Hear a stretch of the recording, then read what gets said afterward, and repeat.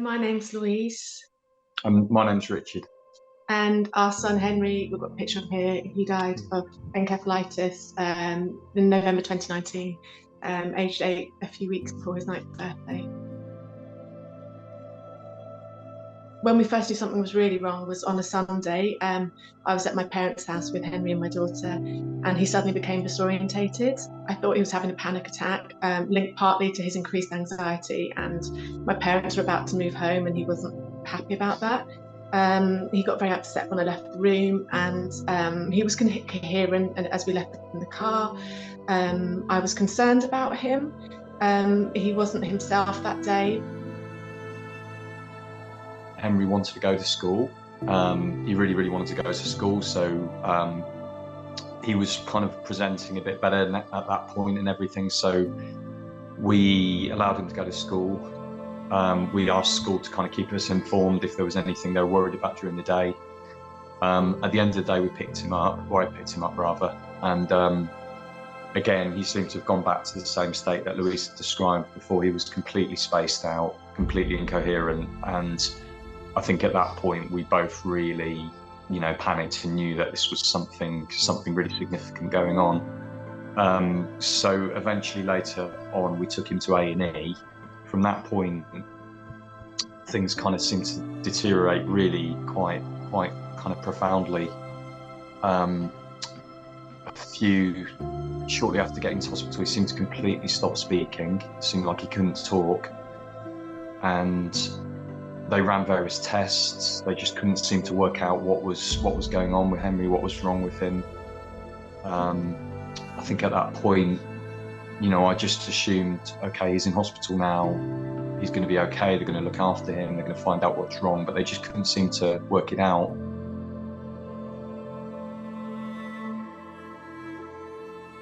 He was so poorly in the night, he kept on vomiting, he couldn't speak at all.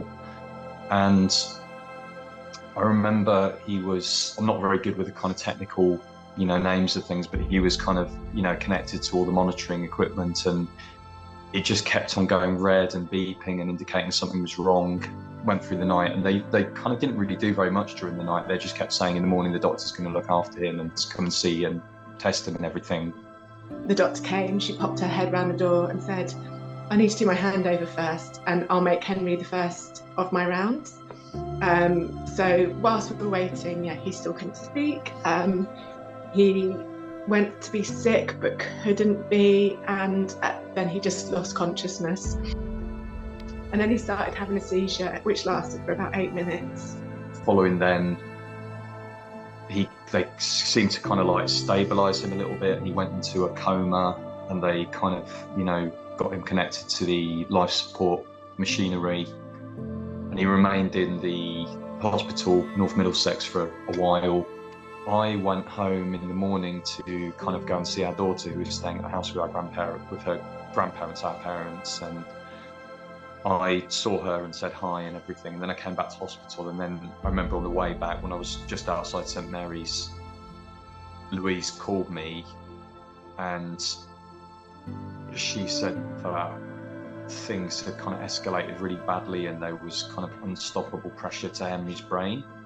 So they were going to have to perform emergency brain surgery on him at that point.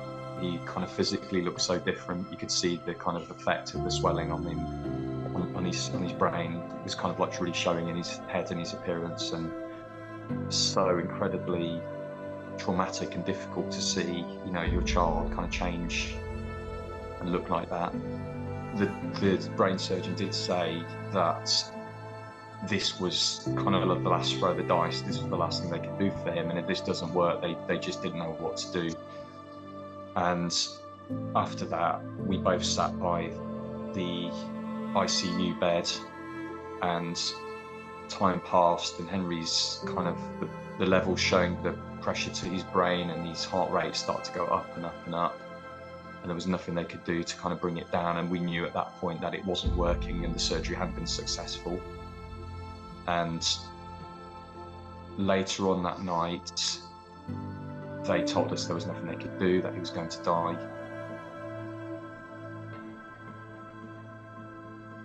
And it was only after that, I think, that encephalitis was mentioned probably the day after, whilst we were waiting to see if he'd be an organ donor.